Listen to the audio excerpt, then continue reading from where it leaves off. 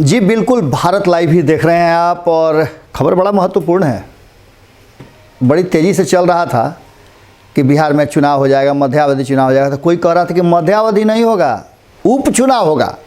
आपने सुनबे किया होगा कि जीतन राम मांझी बीमार भले थे, आकर के रोबो किए हैं, लेकिन भीतरे भीतरे क्या कह रहे थे आपको पता है ना, कि बहुत लोग ऐसा हैं जो दल बदल जाएंगे और उसके बाद से सीट खाली होगा तो उस पर वो अलग पार्टी से लड़ेंगे चुनाव, और मध्यावधि चुनाव नहीं, उपचुनाव होगा और नीतीश कुमार जी मुख्यमंत्री बने रहेंगे। कितना सीट ले आएंगे, माने 43 को भी है, लेकिन चाहिए कितना, तो 122 सीट चाहिए। अब आप समझिए कि कितना लोग रिजाइन करेंगे, कहाँ से करेंगे कि मध्यावधि चुनाव होगा। खैर, इस पचड़े में मत जाइए। भारतीय जनता पार्टी ने चुनाव की चर्चा छेड़ करके स्पष्ट कर दिया है कि आपको अलर्ट रहना पड़ेगा, क्योंकि वोट तो आप ही को देना है। तो वोट देने की प्रक्रिया, आपको याद होगा कि भारत लाइव ने अब धीरे धीरे भारत लाइव की खबरें, खास करके भारतीय जनता पार्टी हो, देश की सबसे, दुनिया की सबसे ज़्यादा संख्या बल वाली पार्टी, या फिर कांग्रेस हो जो देश की सबसे पुरानी पार्टी है, या फिर बिहार में सत्ता में बैठी हुई पार्टियां हो, इन सब पार्टियों के बीच में भारत लाइव की खबरों का चर्चा ज़बरदस्त ढंग से हो रहा है। अब जो हम बताने जा रहे हैं, ये सुन करके आपको भी लगेगा कि हमने जो बातें लगातार आपसे कही हैं वो बातें कितनी ज़्यादा मजबूत और प्रमाणिक हैं। भारतीय जनता पार्टी के थिंक टैंक केंद्र में बैठे हुए हैं, लेकिन बिहार किसके हाथ में है? भूपेंद्र यादव के। भूपेंद्र यादव कौन है? आपको पता है कि बिहार के प्रभारी हैं। उनका एक अलग जाति से होना, ये भी एक महत्वपूर्ण बात है, क्योंकि लंबे समय से वो हैं। टक्कर किसको देने आए थे? लालू प्रसाद को, तेजस्वी यादव को। कई तरह की बातें भी हुई थी, कहा यह भी गया था कि भूपेंद्र यादव लगातार नीतीश कुमार के संपर्क में हैं, लेकिन चुनाव परिणाम आने के बाद भूपेंद्र यादव लाख नीतीश कुमार के फ़ोन कॉल करने के बाद भी उनसे संपर्क नहीं साध रहे हैं। अब उनका एक वेबिनार में बयान आया है, और वही नहीं अकेले थे, मीडिया प्रभारी संजय मयूख भी थे। संजय मयूख पता है ना आपको कौन है? याद कीजिएगा, संजय मयूख किस टीम के हिस्सा हैं। लोग समझते थे कि संजय मयूख जो हैं वो सुशील मोदी कैंप के हैं, लेकिन वाह क्या बात है, लोगों को भ्रम रहा। लेकिन संजय मयूख ने अपना जो प्रभाव है वो सीधे गृह मंत्री और भारतीय जनता पार्टी के सबसे बड़े नेता, जिनको कह लीजिए आप, अमित शाह के करीबी बन गए, उनके सलहिया बन गए और उनके विचारों को बिहार में लागू करने लगे। भूपेंद्र यादव जिस फ्रेमवर्क में काम कर रहे थे उसको एक्सिक्यूट करने का काम संजय मयूख का था। आपको पता है कि संजय मयूख एमएलसी भी बने। अब इन सब बातों के साथ जो चुनाव को लेकर के बातें सामने आई हैं, जो भूपेंद्र यादव ने बड़े ही संतुलित शब्दों में बातें कही हैं, और उन्होंने एक तरह से इशारा कर दिया है कि भारतीय जनता पार्टी का नेक्स्ट लेवल का प्लान क्या है।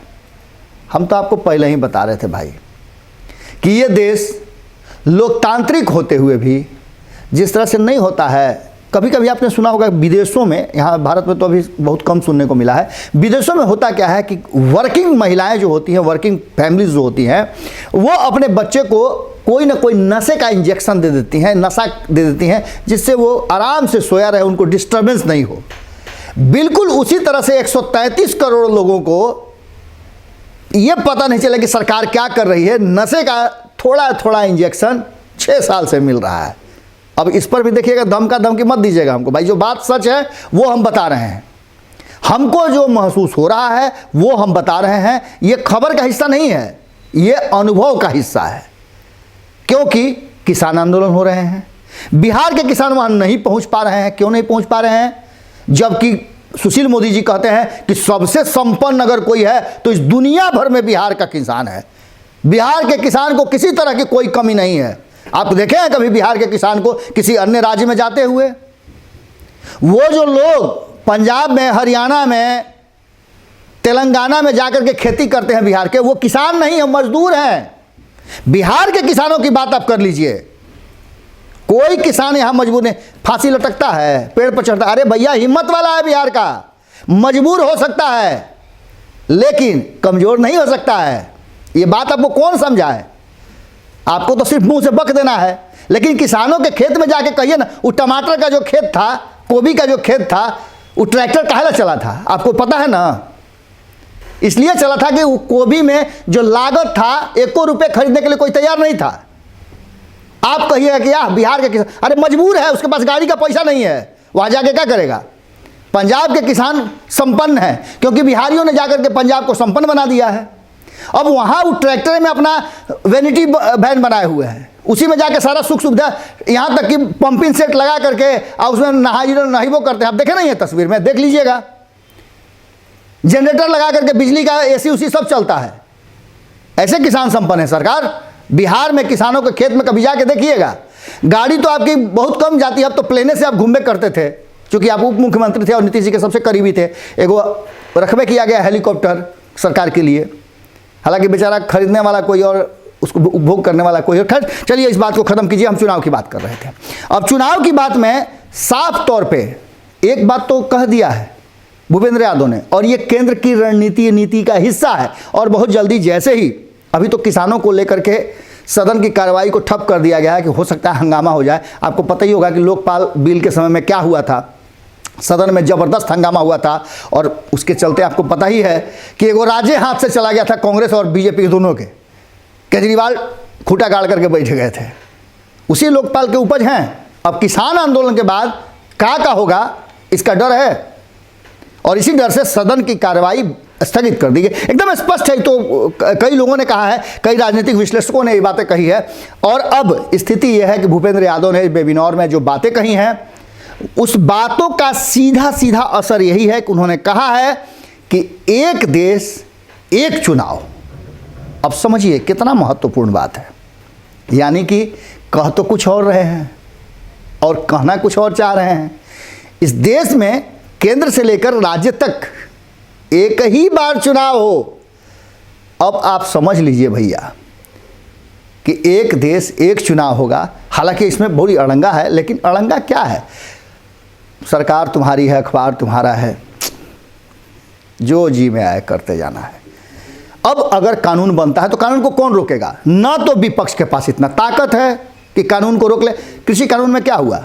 सरकार जितना हड़बड़ी में लेकर के आई, रोक लिया किसी ने। आंदोलन कीजिए ना साहब, आंदोलन पर किस सरकार को कोई असर पड़ना है क्या? कोई असर नहीं पड़ना। फुल बहुमत की सरकार है, और नीतीश कुमार जी जैसे लोग हैं जो समर्थन न करेंगे तो आस्ते से निकल जाएंगे सदन से, तो ऑटोमेटिक समर्थन हो जाएगा। ऐसा कई बार हो चुका है, कई कानूनों में हो चुका है। अब ये कानून कई राज्यों का हवाला दिया गया है कि कई राज्यों में केंद्र के साथ चुनाव हुए हैं, क्या वहाँ भी भाजपा की सरकार बन गई? नहीं बनी। उन्होंने कई राज्यों का हवाला दिया है। साफ तौर पे उन्होंने कहा कि देश की जनता 70 सालों में, 7 दशकों में ये समझ चुकी है कि चुनाव कैसे होते हैं, केंद्रीय स्थानीय मुद्दा क्या होते हैं। आपको पता है कि 2020 के चुनाव में भारतीय जनता पार्टी नरेंद्र मोदी के चेहरा पर लड़ रही थी और जदयू नीतीश के चेहरा पर लड़ रही थी। कभी आपने सुना कि किसी भी मंच पे आत्मनिर्भर छोड़ करके 7 निश्चय की बात हुई हो? मोदी के मंच की मैं बात कर रहा हूं, नहीं हुई। भारतीय जनता पार्टी ने नहीं किया। 7 निश्चय योजना को तो ऐसा टारगेट करवाया चिराग पासवान से कि नीतीश कुमार छत विछत हो गए, और उनको पता ही है कि क्या कुछ हुआ। उस सब पर चर्चा नहीं करेंगे, लेकिन साफ तौर पे भूपेंद्र यादव ने उदाहरण भी दिया है कि उन्होंने साफ कहा कि लोकसभा चुनाव के समय में तेलंगाना और उड़ीसा के विधानसभा चुनाव हुए थे। परिणाम क्या हुआ? भारतीय जनता पार्टी के पक्ष में गया? नहीं गया। तो लोग समझते हैं, इसीलिए भाजपा को एक तरफ जहां उन्होंने केंद्र में चुना, वहीं टीआरएस और बीजेडी को अलग अलग राज्यों में चुना। इसका मतलब है कि देश की जनता समझ गई है स्थानीय मुद्दे अलग हैं और केंद्रीय मुद्दे अलग हैं। लेकिन भैया, मध्य प्रदेश में किसको चुना था?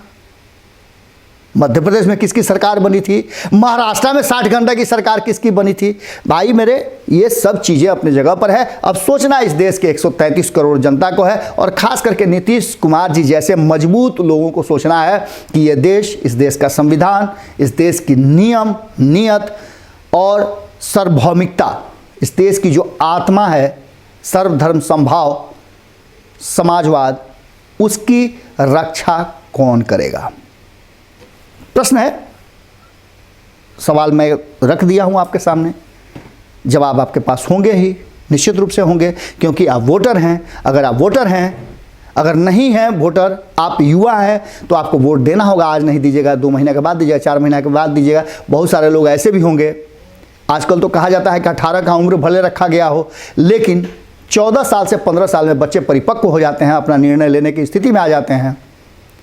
अब ऐसी स्थिति में आप अपना विचार कमेंट बॉक्स में ज़रूर लिखिएगा कि क्या एक देश एक कानून के माध्यम से भारतीय जनता पार्टी ने स्पष्ट संकेत दे दिया है बिहार में चुनाव के। अगर ऐसा है तो आप कहां खड़े हैं, ये बात जरूर लिखिएगा। और आप अब आगे क्या सोच रहे हैं, ये भी लिखिएगा। और राजनीतिक दल जो नीतीश कुमार को बार बार हम कह रहे हैं कि नीतीश कुमार अपनी तैयारियों में लग चुके हैं, उन्हें अंदेशा हो चुका है कि भारतीय जनता पार्टी का अगला कदम क्या होगा। अगर वो नीतियाँ बना रहे हैं, योजनाएं बना रहे हैं, तो गलत कहाँ कर रहे हैं। जुड़े रहिएगा, क्योंकि अभी और भी बहुत ब्लास्ट निकल चुकी है हमारी टीम नए नए खुलासे करने के लिए। कई राजनेताओं ने तो बोलने से इनकार कर दिया है। कई राजनेता जो हैं वो अब चुप्पी साध चुके हैं, और ख़ास करके नीतीश कुमार पर आरजेडी नहीं बोले, जो कि मुख्य विपक्षी दल है।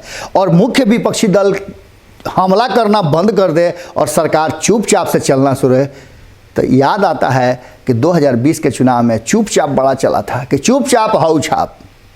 प्रणाम। अगर ये वीडियो पसंद आई और वह बिहार के राजनीति और बिहारियत से सरोकार रखेनी, तो सब्सक्राइब बटन दबा के चैनल के सब्सक्राइब कर ली। ओजे एगो घंटी बा, ओकरा बटन दबा देला से कुल सटीक और मारक खबर रुआ मुफ्त में मिल जाई।